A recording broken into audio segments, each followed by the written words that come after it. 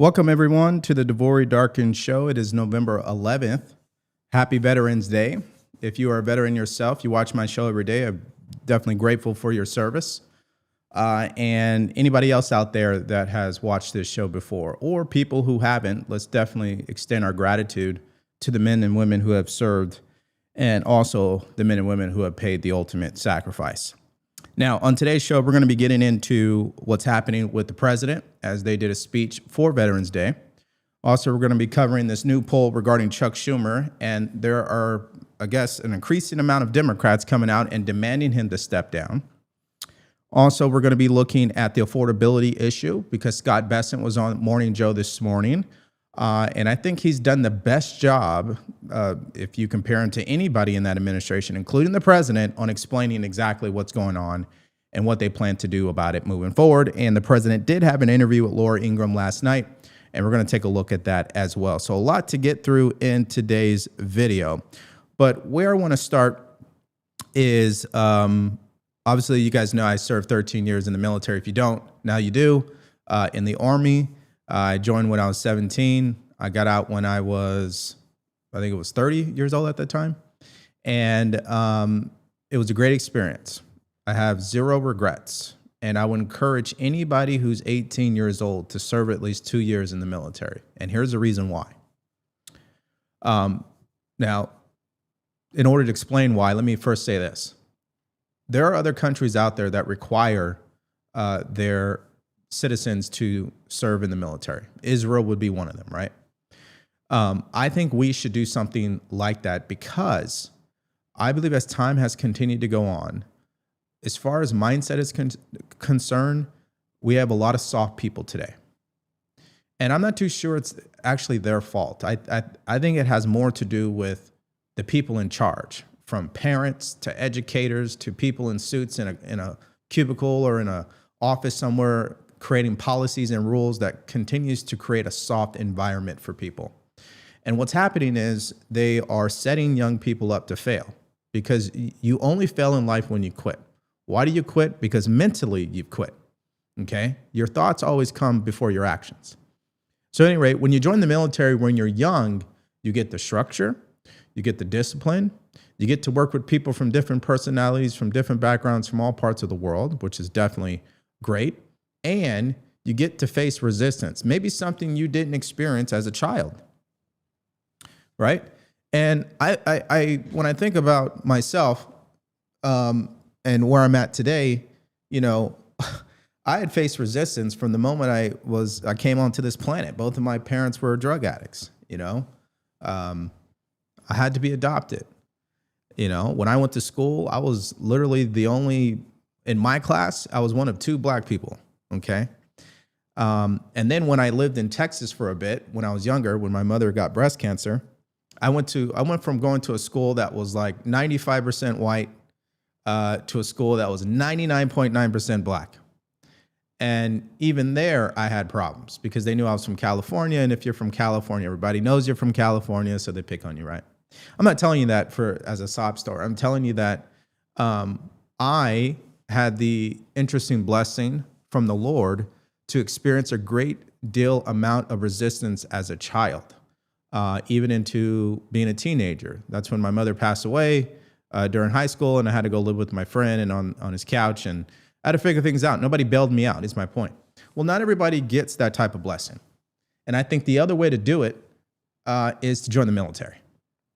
Okay, because I just think the experience is extraordinary for a young adult. It's a great culture shock that we need. And sometimes you need that impact in order to shape your mindset in a more positive way. That doesn't mean there are idiots not serving in the military, because there are. Doesn't mean there are everybody in the military is disciplined. A lot of people are not. A lot of people are lazy. In fact, most people think if someone serves in the military, they're disciplined. I would argue they're not. Discipline is when you tell yourself exactly what you need to do and you follow through. That's different than joining the military and you don't have a choice. You're told what to do. There's a difference there. So at any rate, I just want to start off the show with a big shout out to my veterans out there. And that if you, as an adult, maybe you have a son or a daughter, a nephew, a niece, and they have Today we remember with overwhelming gratitude Sorry, guys. Have voiced their opinion on wanting to join the military. I think you should allow them to do it because I just think it's an experience that you can't give them, right? It's like being a parent. You could tell people what it's like being a parent, but you can't give them that understanding. They have to go through it, okay? And I think 2 to 4 years is just more than enough. I did 13. I don't think someone needs to do 13 to get what you need from the military. Now, the military will get what they need from you. Everybody serving knows that. They will get what they want and more. Again, I just want to start off today's show is giving a big thanks to our veterans. And now we can get into our first clip, which is what the president had to say in Arlington today. Let's go ahead and play that for everybody. Today we remember with overwhelming gratitude the more than 1 million American service members who have made the supreme sacrifice and laid down their lives for the good old USA. Generation after generation, America's warriors have left behind the comforts of home and family to face violence, evil, and death so that our families could know joy, goodness, and peace. We honor them so strongly. Our heroes have lived through unthinkable nightmares so we could live the American dream. And the American dream is coming back again, stronger than ever before. And you'll see that as the next few years evolve. They have volunteered to give their last breaths to all of us so that we could breathe free. And today we know without any doubt in our hearts that after 2.5 centuries, America stands tall because America's veterans stood so strong. Yeah. So one thing I want to remind you guys of, which is something that I use for myself personally, because I think we all go through tough times. And sometimes, well, I'd say most of the time, it's a perspective issue when we start to waver in our faith. Okay. So the perspective I still hold today is looking at the number of people who lost their lives during every single war this country was involved in. And the numbers are staggering when you really go back and look at them, okay? It's just a simple Google search, of course. Depending on how accurate you want to be, you could go to, you could go to the actual congress.gov website. You could just type in Google. But let me just show you guys this so you guys get exactly what I'm saying here. Okay. The American Civil War had 620,000 casualties. These are just military personnel, not civilians. If we count civilians, we're talking millions, okay? In some of these other wars. World War II came in at 405,000.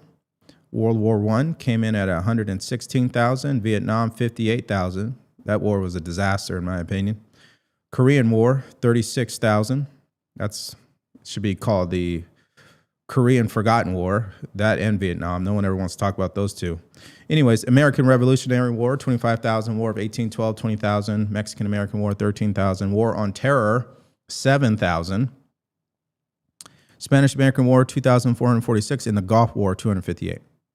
Each life definitely has its equal value, and it's unfortunate that we had all these casualties.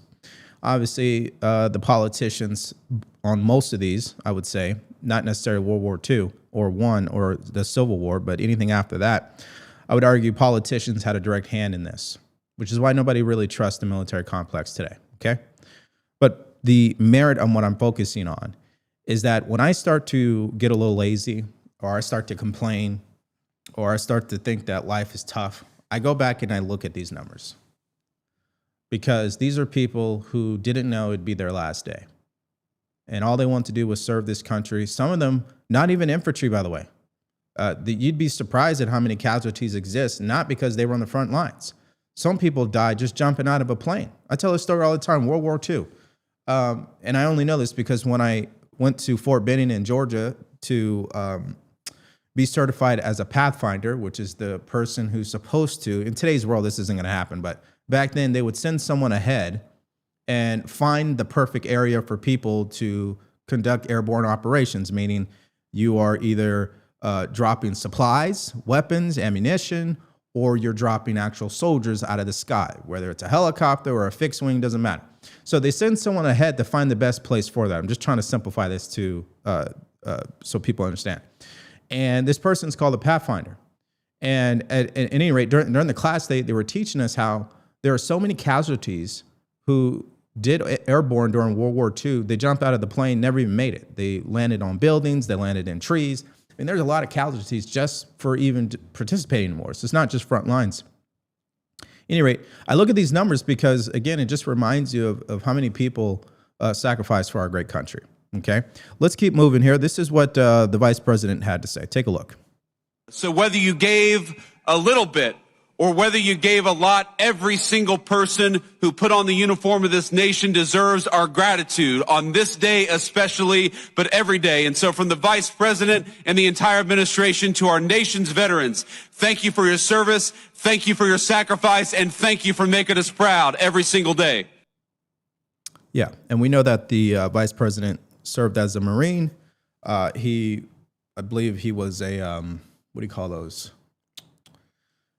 It'd be equivalent to somewhat, not necessarily a journalist for the Marine Corps, but more of, you guys know exactly what I'm talking about if you serve in the military. I can't find the words. There's a certain name for his MOS where it's more about reporting what's happening. I can't remember what it's called. I'm sure you guys will let me know in the chat. But anyways, he served as a Marine. It doesn't matter whether you're a cook, which those people are definitely valuable. They never get any credit, but they should. Whether you're a supply guy like I was, whether you are on the front lines, whether you are in some cubicle somewhere making sure a soldier gets paid, all of it comes together to make the greatest fighting force on this planet. And it's the good soldiers know that. So they always give people credit no matter what. And then you're always going to have that soldier who, they're ego driven and, they think like their stuff doesn't stink. And so they crap on everybody. I mean, that's just life, right? You're always going to have those people. But when I served, there was a lot of good people I got to serve with. I always think about them from time to time. My wife always asks me, hey, do you miss it? And I'm like, no, the only thing I miss is how simple it was. Imagine living a life where you wear the same uniform every day, the same shoes every day, the same socks. I mean, you have multiple pairs, but you don't have to think about what you're going to wear. It's already decided. You don't have to think about what you're going to do. The schedule's already made. You don't have to think about what you're going to eat because the meals have already been prepared, right? So all you need to do is get up and execute. That's the beauty about serving the military. That's why when you get out of the military, it's difficult for people because literally they have to be the one to make every single decision. When you're in the military, every decision has already been made, right? So that's the only thing I really miss, including obviously the people that you serve with. And it's just an experience you can't really tell people. It's just something you have to go through. I guess the only equivalent would be, someone joining a fraternity in college. That's something that you don't obviously forget. That might be the next equivalent to it civilian wise. All right, let's go to this final clip from the Secretary of the Veteran Affairs, Doug Collins. Here's what he had to say. But the best part of this is that there is something to understand. Is that Veterans Day, unlike the others we celebrate, is about everyday people doing extraordinary things. Veterans Day is about men and women who come from small towns, hamlets, villages, and big towns. And they make a decision in their life to raise their right hand and say, I'm committing to something bigger than myself. I am stepping forward where many will not. I am raising my right hand and committing myself to service to a country, as I said just the other day, to make and ensure that our military is the biggest and baddest in the world. Our veterans make that possible. Yeah, and it's the politicians who screw it up. That's the cold, hard truth about it all. It's the politicians and the 1,000 generals we don't need who mess it up. It's interesting. It's like whatever happened to the federal government over time is also what happened to the military. There's too many chiefs, okay? There's too many agencies, too many departments. Can't we just get back to the main thing? And I think that's what Secretary of War Pete Hegseth has been focusing on. So I'm happy that he is the guy for the job. I think, when I think about it, I'd probably argue that Pete Hegseth, out of anybody in that cabinet, has probably been the most, I would say, the best pick for what's needed in that department. I think Kash Patel and Pam Bondi, I'm not saying they're not doing a great job. I think there are some things behind the scenes that we don't have access to. And if we did, maybe it makes sense on why certain things have not happened. Okay. And they've done a lot of arrests over the summer, of course. But when I think about Pete Hegseth, I think about a guy who is no better than the people he's in charge of. He's just like everybody that truly wakes up in the morning. And I'm talking about the enlisted soldier. He's your soldier's leader is the way I want to put it.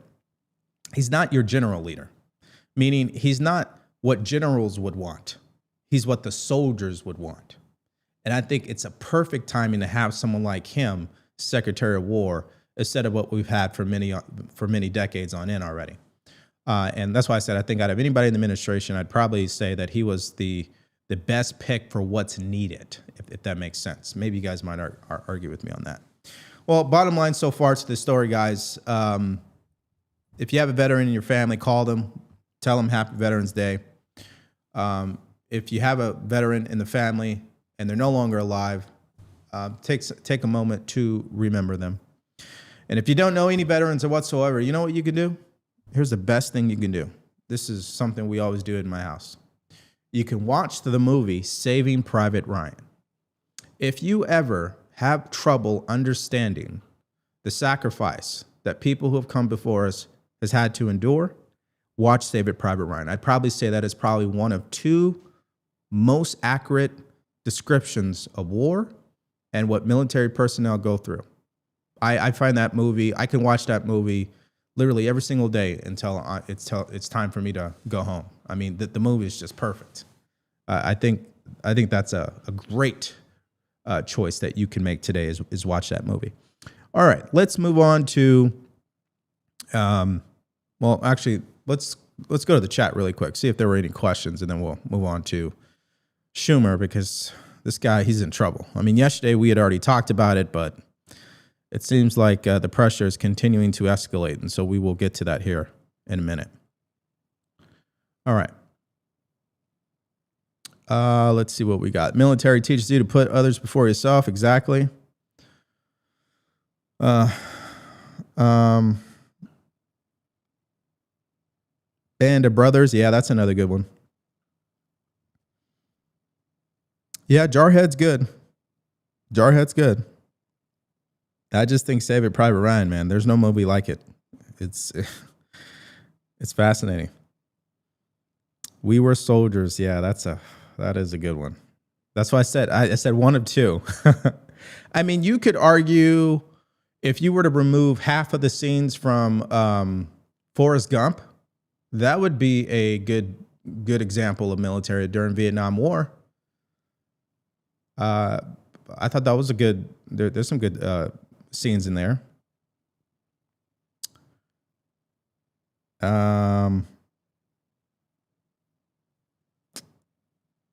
Yeah, I know. Tom Hanks is in it. I know, guys. I know. But that's how great the movie is. So great, I can look past Tom Hanks. Okay, that's how great it is. Yeah. All right. Let's see here. Yeah, they're dropping a bunch of movies. So if you guys you don't know any military movies, just go ahead and look in the chat, and you could pick whichever one works for you. Full Metal Jacket. Yeah, the first 20 minutes, I find that to be accurate. Yeah, we were soldiers.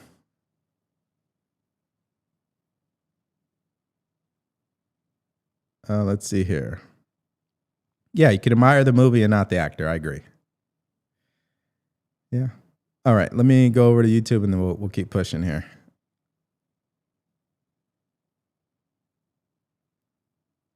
Whoa, we have so many comments to get through. Whew. Let's see here. All right, here we go. I'm 16 and was thinking to join the military to show how much I support Trump and get a girlfriend too. Thank you for all your service members. Yeah, you don't need to join the military because of the president, and you definitely don't need to join the military because of women.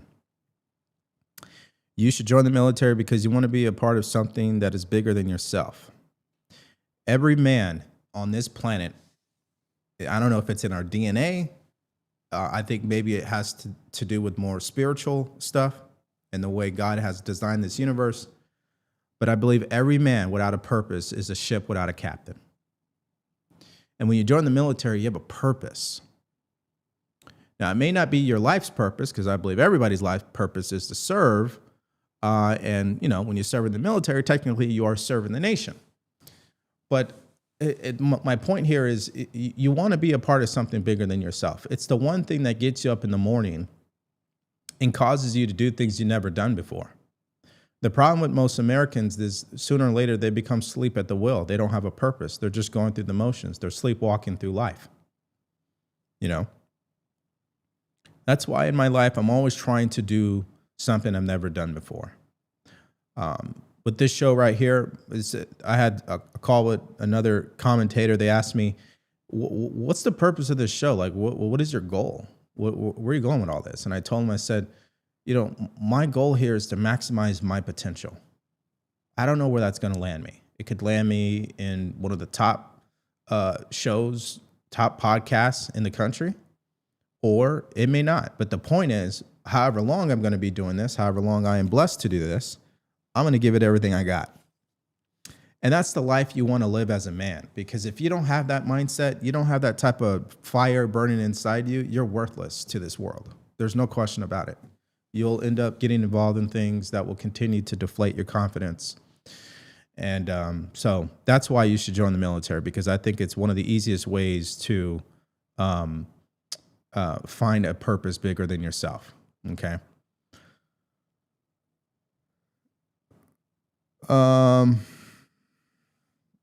Okay. Let's see here. All right, let's get to the next stories here. So this is not only an update on the government shutdown, but an update on what's happening with Chuck Schumer. Let's play that for everybody, please. The House Speaker Mike Johnson has called the House to return. This sets us up for a Wednesday vote to finally reopen the government. But as you know, the margins are extremely slim right now in the House Republican majority. There are always going to be conservatives who don't like voting for a CR. In fact, House Speaker Mike Johnson has historically been known to vote against a CR. So we might see some folks who put up a fight over that. But this time, President Trump backs this deal, and the House Freedom Caucus is also playing ball. There is hope that the conference is on board, minus maybe a Thomas Massey. The Speaker can only lose 2 of his own members if all Democrats vote no. And right now, you guys, the Democrats are whipping. Do expect, though, a few moderates on their side to support this deal as well. The real drama isn't the vote, it's the Democratic divide. Last night, the same 7 Senate Democrats and 1 independent that helped Republicans break the filibuster Sunday helped them pass the funding bill. Several Democrats calling for Chuck Schumer to step down now after weeks of shutdown pain. They got really no firm guarantees on the Obamacare subsidy situation. They'll get a vote on the extension in December, but Speaker Johnson will not commit to giving it a vote if it actually gets through the Senate. Okay. So bottom line is what? The government is still shut down. That's how crazy Congress can be, right? They had to have a vote in order to have a vote, and then now they're going to need another vote just to get the government back open. And right now it's at the House of Representatives, which they've been out of session for over a month, which I totally disagree with, by the way. And Democrats are all going to vote no. I'm sure there will be a couple of moderates, but most of them are going to vote no. They're already seeing the backlash from what happened in the Senate, and it continues to show why I think they're going in the wrong direction. They're only going to make politics worse by behaving this way, unfortunately. And the person who's going to get most of the blame is Chuck Schumer. Now, let me ask you guys a question. Isn't it interesting that when Chuck Schumer did the right thing, he got backlash? And isn't it interesting when Chuck Schumer did the wrong thing, he got backlash? So back in March, he voted for the CR. Just obviously a couple of days ago, he refused to vote for the CR. But he's still getting the same level of backlash. And that is a prime example why there is a huge division on the left and with the Democrat Party. And the interesting part about it all is one could argue that both political parties are experiencing a division. It's just the issues are different. We'll get to that here shortly. Let's start with this poll that CNN just came out with this morning about Chuck Schumer. It's not looking good. What about Democrats nationwide feeling about Chuck Schumer? I think the word of the day is terrible, terrible, terrible, terrible. To quote another Charles Barkley when it comes to Chuck Schumer. Look at this. Least popular Dem Senate leader ever. I looked at all of the polls going all the way back since 1985. The one who has the lowest rating among Democrats is, in fact, Chuck Schumer. Look at this. He's underwater with Democrats. His own party, he's underwater. He's at -4 points. That makes him the least popular guy for a Dem Senate leader going all the way back since the mid-1980s at least. Do you have a sense of why? Why? It's because Democrats, they want a fighter. They want a fighter. That's why. Take a look here. Democrats, Dems in Congress do too little to oppose Trump. During the first term, it was just 46% of Democrats who said that the Dems in Congress are doing too little to oppose Donald Trump. Look at where we are now. 69%. That is an increase of, get this, 23 points. The super duper majority of Democrats believe that the Democrats in Congress are not doing enough to oppose Donald Trump. And that, of course, is a big, huge criticism of Chuck Schumer. And that is why he is underwater. Here's a better question that should be asked. What's more important, opposing President Trump or fighting for policies you believe will help your economic situation? I'd be interested to see what that answer yields, okay? I like to believe that most people want their economic situation to be improved, okay? But maybe they want to hurt Trump more than they actually want to help the economy. Again, it's another example of tribalism. It's fascinating it's really fascinating what they've done to their base. I talk about this all the time.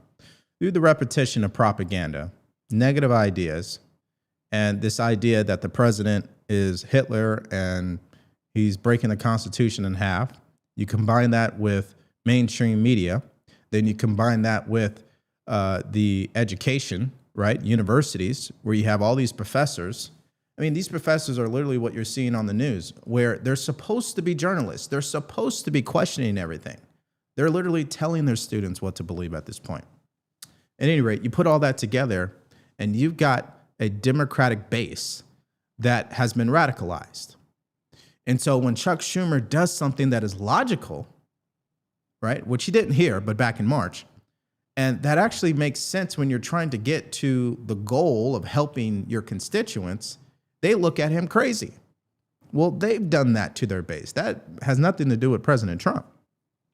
Although it is easy to blame President Trump, right?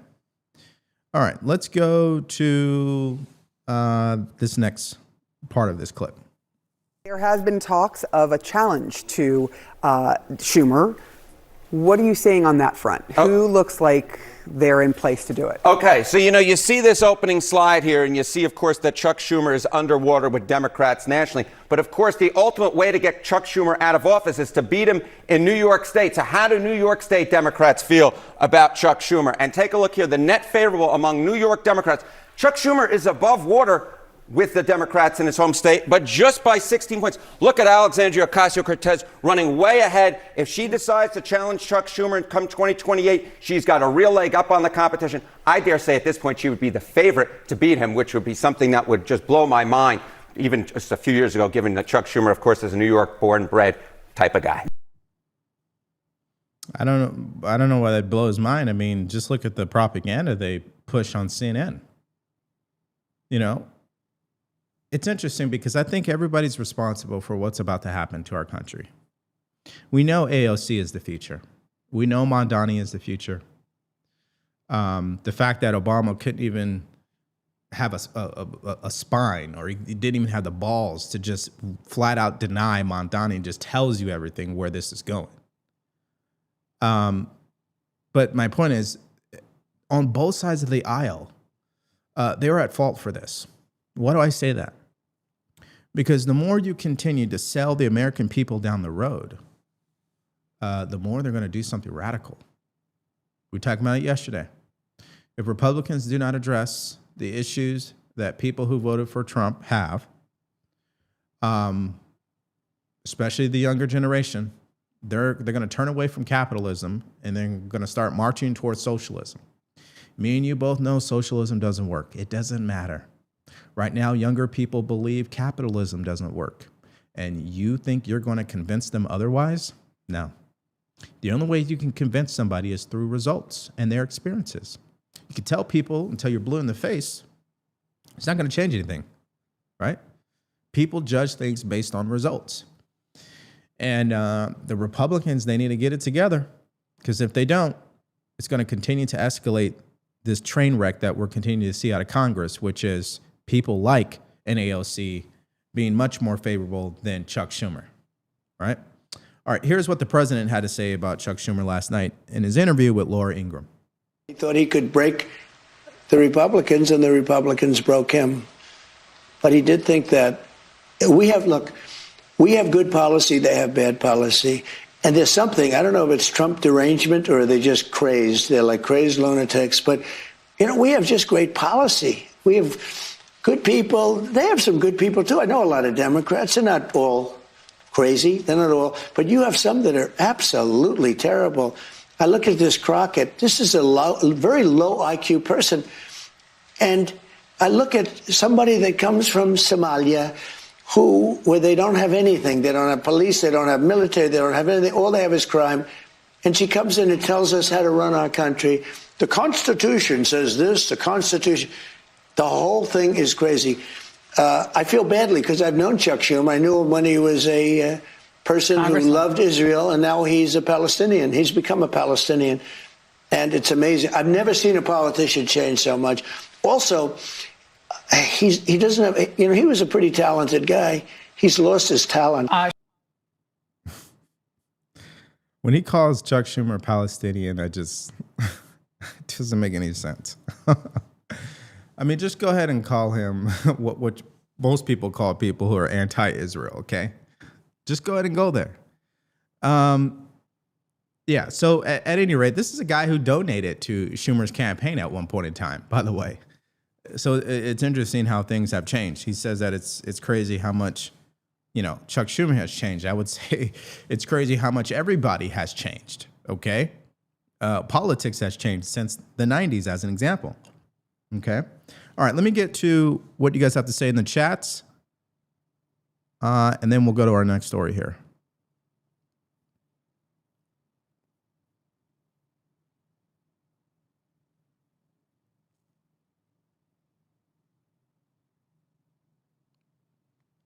Let's see here.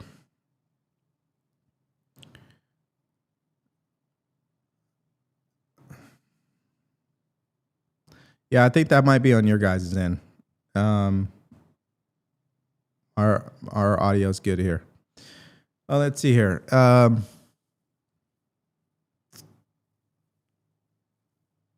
Trump saving a baby from drowning. They'll blame Trump for starving the sharks. Yeah, I agree. I agree. Let's go to Rumble. Let's see what you guys have to say here.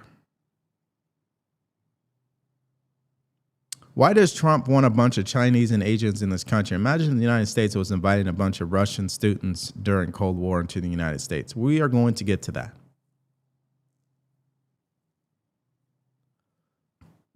What about the J6 pipe bomber story? They blew the lid off of it, and now they know it was a Capitol officer who was also part of the CIA.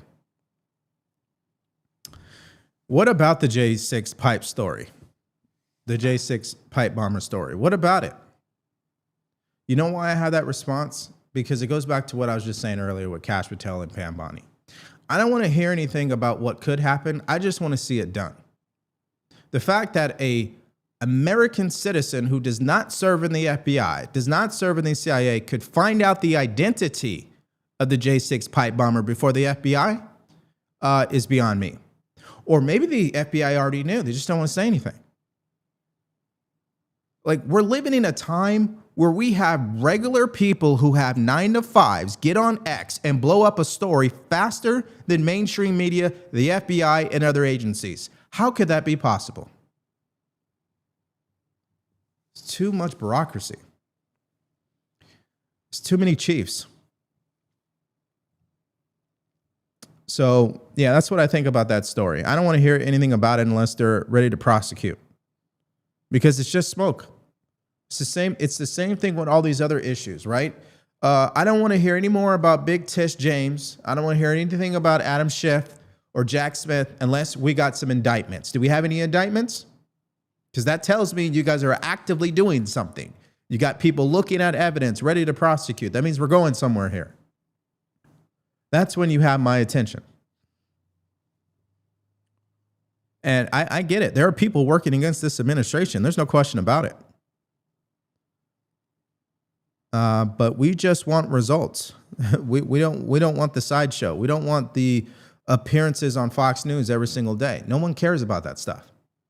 Now, in the beginning of the administration, it makes sense. Create this huge contrast from the prior administration to this administration that we're willing to talk to anybody, anywhere, and talk about anything. We're past that now. Now it's results. What are we doing exactly? Where is this going? Show us something tangible. And if you can't show us something tangible, don't talk about it. All right. Let's see here. Republicans need to be more vocal and do more social media. It's sad that I know more Democrats in the Senate than I do Republicans. That's a fair take. That's a fair take. I agree.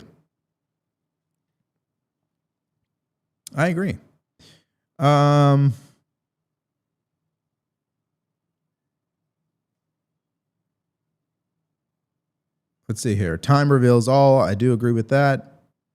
Let's see here. So do I think Israel runs the United States? Do you guys really want to talk about that? I think that, well, let me say this. Israel runs the United States just like China runs the United States, just like oil companies run the United States, just like the insurance companies run the United States, just like Big Pharma runs the United States. You guys follow what I'm saying? I don't know how else to put this in a more intelligent way, but we're like, it's as if America has become a prostitute and she's getting fucked every day. I don't understand how else to put it. Excuse my language, but I've been playing with this idea for a while now. You start looking at the evidence, you start looking at the data, you start realizing, dang, what China has just been getting us at every turn. And then you got Russians sending their women to stealing their secrets. And then you guys are obviously talking about Israel and their influence on politics. And then you got Big Pharma, and then you got insurance companies. I mean, they're all getting theirs. How about that? And who gets screwed in the end? The American citizen. This is why step one to the solution would be, we got to advocate for the people we elect to go back to the Supreme Court and overturn Citizens United like yesterday. We just have to. Because once that took place, there's no limit. There's no limit. There's no restrictions. And if there's no restrictions, then how can we truly know that our elected representatives are actually doing things in the best interest of the American people? There's no way to expect that. There's no way to expect that.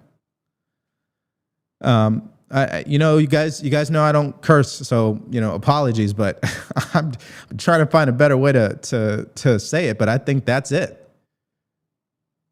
We're about to get into this whole 600,000 students from China, that whole nonsense, here shortly. But before we get there, let me play this message from today's sponsor, Morgan & Morgan. All right, this is just crazy, because you know what frustrates me the most? It's when these insurance companies continue to lowball everyday Americans when they have a serious accident. What am I talking about? Their pain, the time that they lost, the things that they're going through. These insurance companies don't care about that. They only care about their bottom line, which is why I want to make you guys aware of Morgan & Morgan. This is America's largest injury law firm, because they know when you're seriously hurt, that injury could be worth millions, and they're not going to settle for for these lowball offers. And if you're results driven like me, pay attention to these numbers. They got a verdict out of Philadelphia for $26 million. That is 40 times higher than the insurance company. Out of Florida, they got one for $12 million. And then out of New York, $6.8 million, which is 25 times higher. You guys following what I'm saying here? You see, if you've ever been injured, don't overthink this. Protect your rights today. It only takes you a few minutes to see if you have a case, and you could do it all from your phone. And guess what?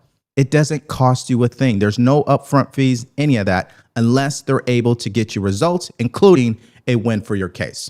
So did you know that you could start a claim with America's largest injury law firm in just a click by going to forthepeople.com/DeVory? That is forthepeople.com/DeVory, or click the link in the description below.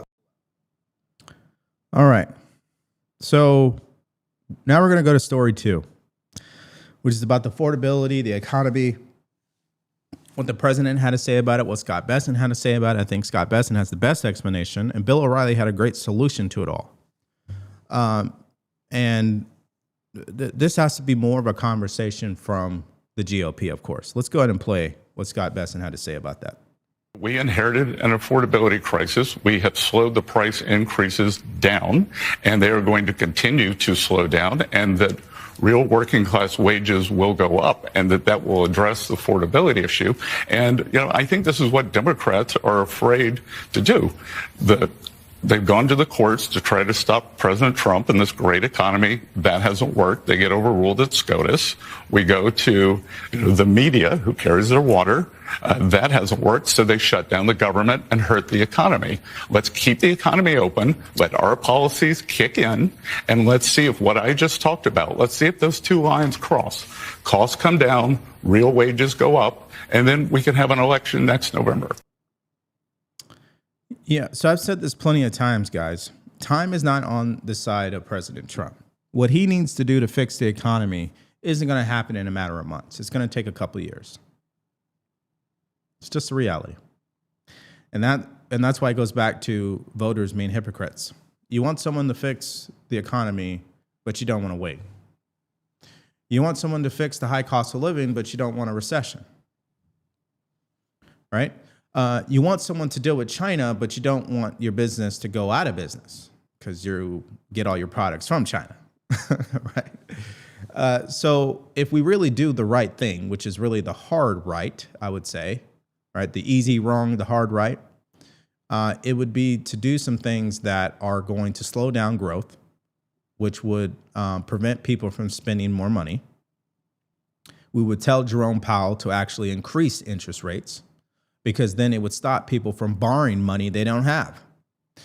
We went through this exercise yesterday, but again, let's go through it one more time. What is the most tangible way to cut inflation, to bring costs down? It's to stop people from spending money.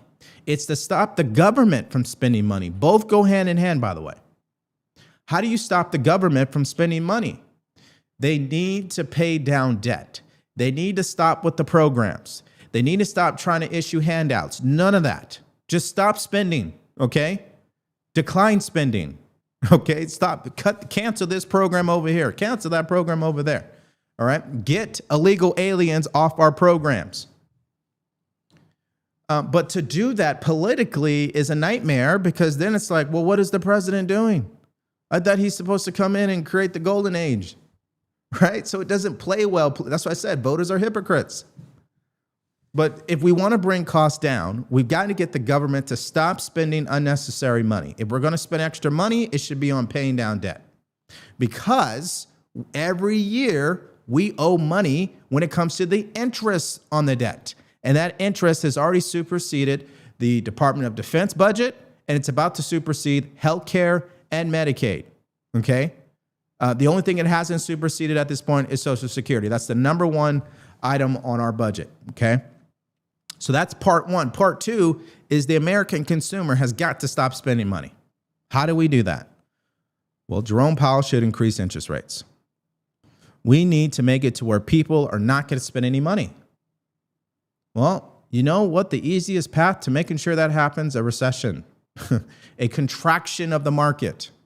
That means jobs will be lost. People will go out of business. People can't borrow any money. And now they're forced to say, hey, you know what? I'm no longer going to spend my money on things I don't need. That's how you cut costs down. There is no other way to do it. You know, if the president and the administration is going to try to convince me that there's a way to do it, then what they're basically saying is they're going to violate whatever history has shown us. It just doesn't work that way, unfortunately. And I think they were handed a bad deal. But the easy thing to have done, well, the hard thing that would have been done is just to let the recession happen when he took office. And we would be 9 months into this point, which means costs would have been coming down by now. And yes, he would have got hit politically, but he would still have at least 3 more years to fix all that, right? It'd be only up from here. But listen, I'm not Scott Besson. I'm not going to say I know better than Scott Besson. I'm not saying I know better than any of these guys. I'm just looking at basic economics, okay? All right, let's go to what the president had to say about the economy himself. The economy was listed as a top concern. I know you know this for voters in New Jersey, New York, Virginia. I know you've been all over the affordability issue today and for the last several months. Eggs, gas, dinner costs for Thanksgiving way down. But other things, as you noted, have gone up. Beef, coffee, but they're gonna come auto down very repairs. shortly. Is this a voter perception issue of the economy, or is there more that needs to be done by Republicans on Capitol Hill or done in terms of policy? More than anything else, it's a con job by the Democrats. They're saying, they just have to say, you know, they put out something, say today costs are up. They feed it to the anchors of ABC, CBS, and NBC, and a lot of other, and CNN, and et cetera. And it's like a standard. I'll never forget they had used a word like manufactured. Do you remember the word manufactured? It's a manufactured economy. Nobody uses that word. Every anchor broke the manufactured. They do exactly what they say. It's such a rigged system. So are you ready? Costs are way down. Gasoline is going to be hitting $2 pretty soon, or around $2. Gasoline is at $2.70 now, and it was at $4.50 under Biden, under Sleepy Joe. When gasoline comes down, when energy comes down, and everybody agrees energy's down, we're drilled, drill baby drill. We're going like wild. We produce more gasoline, oil and gas in the last month than we ever have before, by far. And we're going to also end up filling up the national strategic reserves, which were taken out by Biden in order to try and win an election. Didn't work out too well. They tapped in. That's supposed to be for war, for national emergency, not to get. So are you saying that voters are misperceiving how they feel, or? So when I took over, you remember? Because you said Biden did that too, because he was saying things were great, but things weren't great. Let's say it's synonymous, Biden and Kamala, because you didn't know who the hell was campaigning. I mean, it got to a point. So I was up by 20 points on Biden or some crazy number. And they said, all right, let's get him out. We'll put a new one. This never happened to anybody. All of a sudden, I have somebody new. And they had the 6-week honeymoon, which was standard in the world of politics. You get a little honeymoon. And she had her little honeymoon, but then eventually people got to know her, too. And then they had the 60 Minutes catastrophe where they, changed her answer. Housing costs are... All right. Before I respond, let's go to this other clip. I think this is the bottom line to it. Then why are people saying they're anxious about the economy? Why are they saying that? I don't know that they are saying. I think polls are fake. We have the greatest economy we've ever had. We will have over $20 trillion come into our economy, and it's largely because of my election, but it's also largely because of tariffs. Okay. All right, let's go to this post I want to read to you guys, because I think this sums up what's happening on the right as it pertains to recent decision-making and messaging coming out of the White House. Now, two things are true at the same time. We want President Trump to be successful. The problem is we can't control the people around him feeding him nonsense. Or we can't control the fact that maybe he hasn't had his ear to the ground lately because he's been involved in other things that are absolutely important, And the reality is we as conservatives, we do have a voice. And if we're loud enough, he will listen. Okay, so that's the whole purpose of me focusing on this particular issue today. Let's go to this right here. This is just a phenomenal post. Savannah Hernandez, an independent journalist. She says, after what I witnessed at UC Berkeley, it's becoming very clear to me that the admin is not taking Antifa seriously, and the labeling of Antifa as domestic terrorist organization has had zero effect. If anything, it's emboldened these violent anarchists. This is a violent group within the United States that has used violence, threats, intimidation, and has resorted to murder in most instances than one to kill Americans. Last night, they were allowed to terrorize innocent Americans for hours while openly calling for everyone in attendance to be killed by labeling them all fascists while then proceeding to chant death to fascists. Anyways, the point is what? The point is, like, okay, there's a lot of talk, but where is the action? Right? The mistake that the president could potentially make here is telling his supporters and the American people that everything is good when everything is not good. Okay? That's the most ridiculous mistake he can make. We've already went through this with the Epstein debacle nonsense. Okay? Don't tell people that this is the best economy in the world when they wake up in the morning and they're like, crap, man, I didn't spend all my money on bills. And it's not his fault why inflation is high. Nobody is saying that. What we're saying is the messaging around this issue is wrong. And that's why I think that, I don't know, somebody's advising him in the wrong way, in my opinion. Let me go to this other post by her because that was not, but there was another one that was really good. Here it is right here. I'm tired of base social media videos and big talk from the admin with zero follow through. We voted for home affordability. We were given 50-year mortgages and debt slavery. We voted for mass deportations. We can't even get Kilmar Abrego Garcia out of the country. We have a sitting U.S. Congresswoman who openly declares her loyalty to Somalia, and the best we can do is joke about deporting her. Antifa was linked to the assassination of Charlie Kirk, and after labeling them a domestic terrorist organization, there has been zero follow-through, and they're more emboldened than ever. People are being arrested for anti-Semitic attacks. Meanwhile, it's Christian children who are being targeted and killed in the middle of mass, and it's mobs of violent leftists who continue to scream, kill white people with zero repercussions. American students are drowning in debt, and the admin has responded by making them compete with 600,000 Chinese students. Oh, and if you're lucky enough to get a degree, you're still going to have to compete with the Republican-promoted policy, H-1B visas, that we know these people will work for half of your pay. And then she goes on to talk about DOJ. And then she gets into, because America voted to feel safe, prioritized, and protected, every time we try to voice our concerns, we are labeled as anti-MAGA, anti-Israel, or anti-Trump for bringing forth substantial criticism of the direction of the party.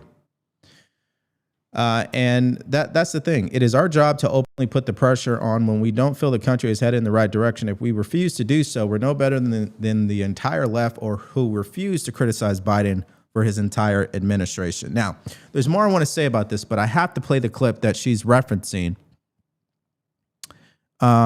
which is about the president, I guess, asking for or supporting the idea of 600 college students from China. This is a ridiculous statement from him. Let's go ahead and play this. Folks are not thrilled about this idea of hundreds of thousands of foreign students in the United States. We have about 350,000 Chinese. One point during COVID, you were going to, push to, get them out, but that was pulled back. You've said as many as 600,000 Chinese students could come to the United States. Why, sir, is that a pro-MAGA position when so many American kids want to go to school and there are places not for them, and these universities are getting rich off Chinese money? Sure. Never said about China, but we do have a lot of people coming in from China. We always have, China and other countries. We also have a massive system of colleges and universities. And if we were to cut that in half, which perhaps makes some people happy, you would have half the colleges in the United States go out of business. So what? Well, I think that's a big deal. Are they fans? You would have the historically, the United States? Yeah, but you would have, as you know, historically black colleges and universities would all be out of business. You would have a system of colleges and universities. So we're dependent on China to keep our university system going? But I think it's good to have. I actually think it's good to have outside countries. Look, I want to be able to get along with the world. They're not the French. They're the Chinese. They spy on us. They steal our intellectual property. What, do you think the French are better? Yeah. I mean, really? I don't know. I'll tell you, I'm not so sure. We've had a lot of problems with the French, where we get taxed very unfairly on our technology, where, they put 25% taxes on American products. Look, assuming everyone treats us badly, because that's the way I am, but we take in trillions of dollars from students. The students pay more than double when they come in from most foreign countries. I want to see our school system thrive. But at the same time, I know you and I disagree. We're never going to agree on it, but that's okay. And it's not that I want them, but I view it as a business. We have millions and millions of people. Also, I want to get along with countries if possible. People are shocked. Remember, Hillary Clinton said, we'll be in a war. I stopped 8 wars in the last 9 months. I don't want to be in wars. If I am in a war, we're going to win the thing fast, and it'll be violent. But you know what? I don't want to be in wars. But one thing, you don't want to cut half of the people, half of the students from all over the world that are coming into our country, destroy our entire university and college system. I don't want to do that. I wouldn't lose any. And don't forget, MAGA was my idea. MAGA was nobody else's idea. I know what MAGA wants better than anybody else. And MAGA wants to see our country thrive. Okay. So you can't argue with his last statement. You can't argue with that. So we're just going to focus on the merits of what he is saying here. First off, I think me and you can agree that we wouldn't lose sleep if half the colleges went out of business. Why? Because they've raped the American citizen when it comes to student loan debt. Okay. They've gotten all the money one could get. Okay. They're doing just fine. Even if a person cannot pay their student loan debt, the college got paid. So no issues there for them, okay? And they have the money. Just because these students are going to come in doesn't mean these colleges will go out of business. I haven't seen any evidence of that. But even if that's true, maybe it's good. Maybe we don't need many colleges for profit. Maybe we should have colleges that are nonprofit. I don't know. That might be a great idea. Secondly, college is a scam anyway. We should break up the universities and go to specialized training. Okay, all this general knowledge is not doing anything for young adults. They don't need to know about, what happened 1,000 years ago, unless that's particularly in their field where they're going to be able to get a high-paying job in. Meaning what? For example, you don't need to go to school for business. Just go start one, okay? You don't need to go to business for sociology, or you do need to go to school for psychology because, if you're going to be a therapist, I get it, something like that, a psychiatrist. But if that's the case, you don't even need to go to that. Just go to the specialized training school. It's just like med school. Just go right into med school. Okay? Why are we wasting money and people's time in 4 years of nonsense? Let's say you could probably reduce it down to maybe a year, and that would be like, full-time school, none of this part-time stuff. You can cram exactly what an American citizen needs in 1 year and then get them into med school, get them into a specialized school. It depends on what field it's in. Excuse me. I know this because I went to college. It's crazy. These universities have made their money and some. Please, let's let them go out of business, okay? So that's my first response to that. Secondly, listen, what is the difference between allowing 600,000 Chinese students to come into our country and then allowing immigration, allowing foreigners to come into our country at great lengths where they live off our system, our benefits? What is the difference of that? That's why I said it earlier, and I'm not going to repeat the language again, but it's as if, let's go ahead and put the United States of America up there so people can just take advantage of us. I'm absolutely, I am triggered by that statement from the president because he spent his whole time complaining about how the United States of America has been taken advantage of, but then he sits there and allows China to do it. So either there was some deal between him and Xi when they met in China or in South Korea. Maybe there was some deal made. That might be a possibility, and that's why he has to say that. So I'll give him the benefit of the doubt, but that's not a good look, okay? And that's why I just want to make this point here. We have to remind ourselves that President Trump is not a conservative. That's fact number one, okay? Fact number two, he's not a Republican. Technically, he's not a Republican. Fact number three, he's more populist-driven, more business-driven, and sometimes that's going to contradict conservative principles. And so that's why he's going to get a lot of backlash from this interview. There's no question about it, because it violates conservative principles. And that's why I said there's a difference between a conservative, a Republican, and a MAGA voter. Sometimes they overlap, all three, and sometimes they don't, depending on the issue. Now, I don't believe because we have these issues and we disagree that we should tear each other down. I'm not in the business of doing that. I think, again, the real enemy is these progressives who are gaining more power on the left. And if they get elected and they're in charge, we're really going to be hurting. So I think we could do two things. We can disagree with the president on policy and continue to support his efforts to make this country great again. I think that's fair, right? Can we do that? I think that's critical thinking, okay? I think that rises above tribalism and gets back to principles. All right, let's see what you guys have to say about it all. Actually, let me play one clip. I want to play this next clip. This is Bill O'Reilly, I think, offering a solution, and hopefully the White House was listening to what he had to say. Let's play that. The problem is, and this is simple from a simple man, that some staples of life are far too expensive. Food, insurance. Housing. You want to insure your house or your car or your health. It is way out of line now, way out of line. And those are the things that drain the family treasury. And people are getting angrier and angrier and angrier because they don't know why it's going up so much and so fast. So what President Trump should do is to appoint a cost of living czar, someone who would go out a couple of times a week and say, these are the problems, here's what we're trying to do to solve them. But fundamentally, Leland, the American economy is strong because consumers are still spending. Some of them are spending money they don't have. They're riding themselves into debt. But the consumer is spending so much that President Trump can get away with the tariffs. Tariffs are basically an admission charge for countries abroad to sell their stuff here, which they have to do because Americans buy more stuff than anybody else on earth by far. And now, because we do that, the tariffs have been successful in Donald Trump's eyes, so he's giving back our money because we made it happen. We consumers made the tariffs happen, which is kind of fair. On the other hand, you could say this is a giveaway, just like the Democrats are giving away everything. Trump is trying to play that book. Right. So you've got to basically be watching. But I hope the White House is watching right now. Cost of living czar. Yeah, I agree with him.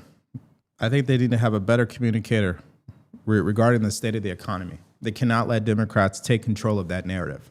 We know mainstream media will do it, and they will continue to try to blame the president, which it's not his fault why costs are high. Costs were already high before he took office.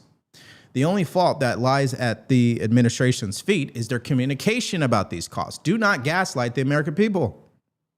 Don't tell them, hey, we have this strong economy. It's good. Nobody wants to hear that. It's the same mistake that Joe Biden made. Okay? Yes, the stock market is at an all-time high. That is true.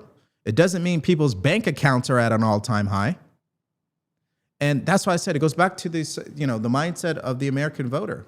And this stuff matters. And why we have to push back on this is because we got midterms around the corner. And we got to get this administration and Republicans to get with the program as far as messaging is concerned, because independents are not going to buy what the president said during that interview.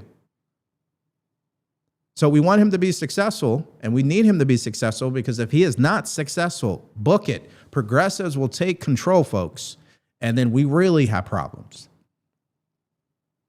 So that's how I feel about it all. Let's see how you guys feel about it. I love that solution from Bill O'Reilly. I think it's a good one.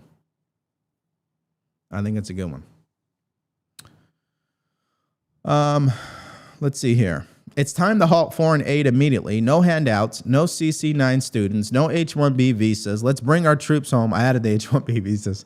Let's bring our troops home for good and honor those who serve by never sending them into these needless wars again. Happy Veterans Day. Thank you so much for your super chat. Really appreciate that. Yeah, I agree. We should halt all aid.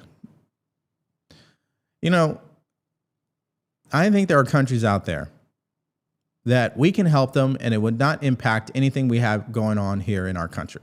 I think that's a feasible thing, okay? I know that is a reality somewhere.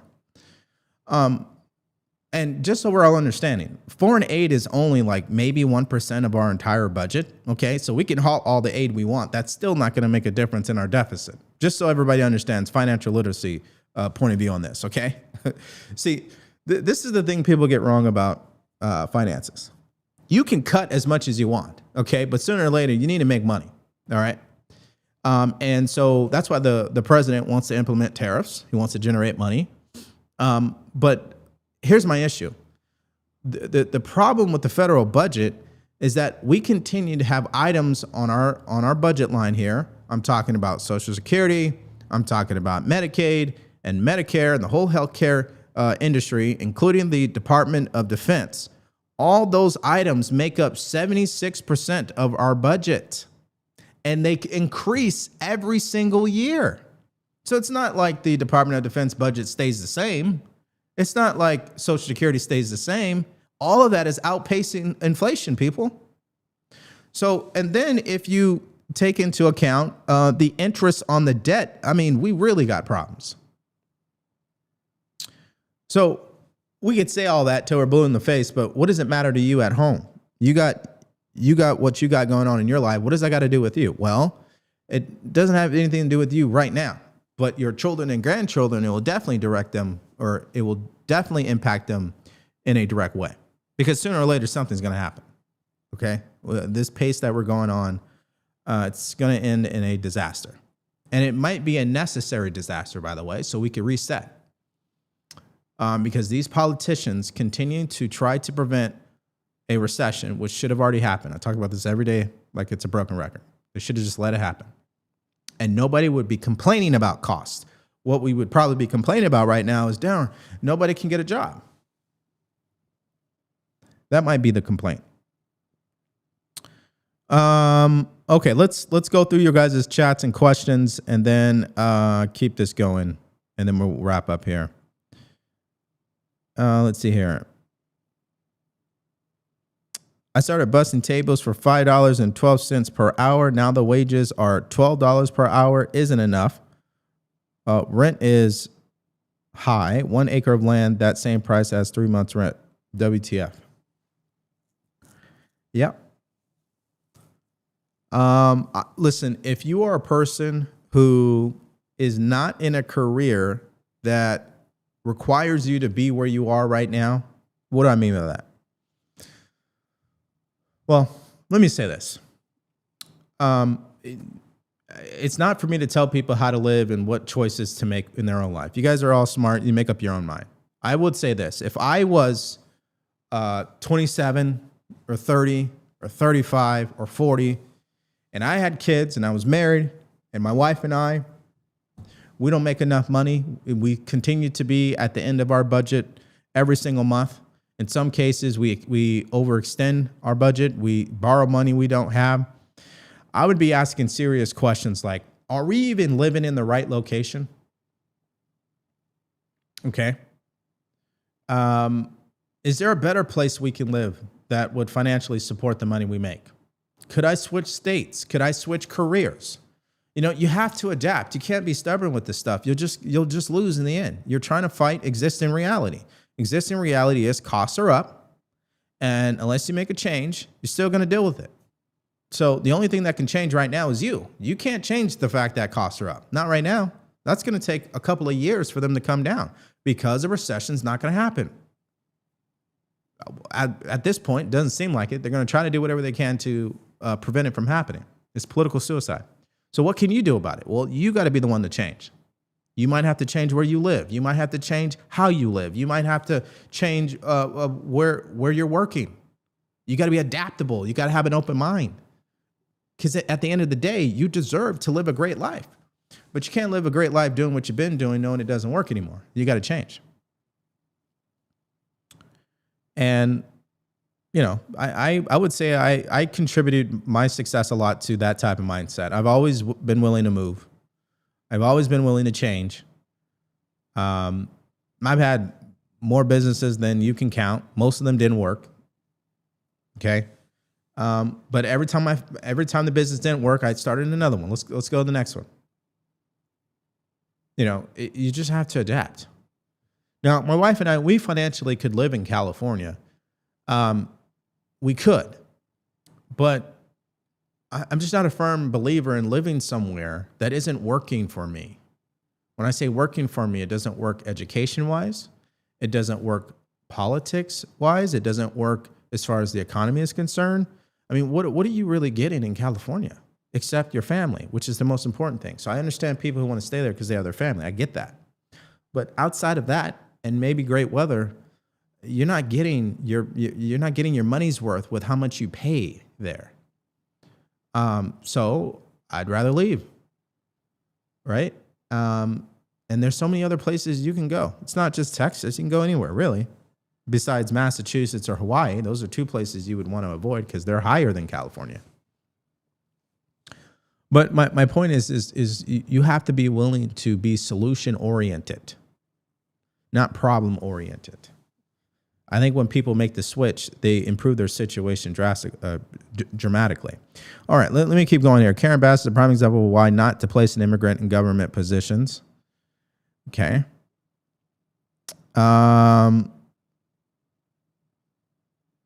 It's Army Rules. Thank you. Happy Veterans Day to you as well. Yes, basic food costs, especially insurance costs. What he said was true. Most costs more than double. Yeah. But that more than double happened under Joe Biden. So that's why I keep telling people, what can you do about it? You have to adapt to the ever-changing economy, right?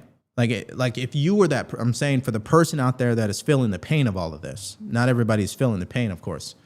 If you're directly feeling the pain and you feel like you're getting nowhere financially and you make over $100,000 a year, and 5 years ago now you have an issue, you might have to sit down and truly have a hard conversation about what can I do? Maybe I have to adapt. Maybe I got to downsize. Maybe I got to move. Maybe I got to switch careers. And it's tough. That's not an easy thing to do. But if you're going to be sitting around waiting for the government to fix this, yeah, you'll be waiting forever. It's not going to happen.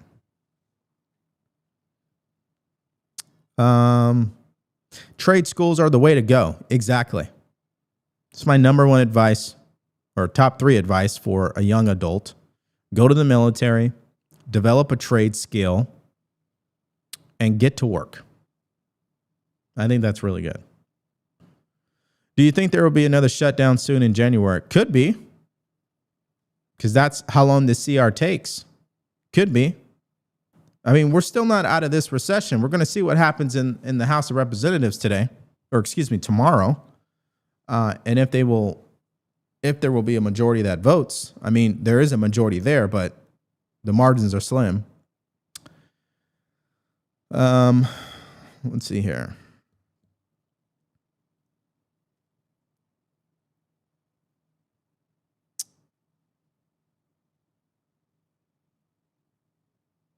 House insurance in Miami was over $30,000 per year. In Texas, $4,000. Well, we know the difference between Florida and Miami. It's called a hurricane. That is a difference. Reef Hub says Trump needs to get serious about the budget, meet with all 50 governors, shift some responsibilities. SNAP and WIC are 2 programs they can pick up easily. Happy Veterans Day. Yeah. This is why I said we got to go back to first principles thinking. The president himself is not Rand Paul. He is not a Thomas Massey. He is not a Senator John Kennedy. Okay? He's not a Speaker Johnson. He is not a tried and true conservative. Now, J.D. Vance might be that. We'll see if he gets elected, obviously, in 2028. Far away from that. But he's not a conservative. So, we have to temper our expectations to some extent and realize, well, the choice is clear. We could have progressives in charge who literally have 0 restrictions on anything. Or we can have President Trump in charge who, you know, he's going to do a lot of great things, and then he's going to do some things we absolutely disagree with because it violates conservative principles. Which one would you take? I'm going to take President Trump 1,000% of the time.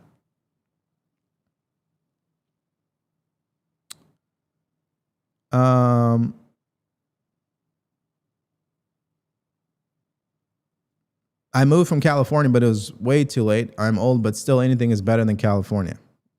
That's a good point.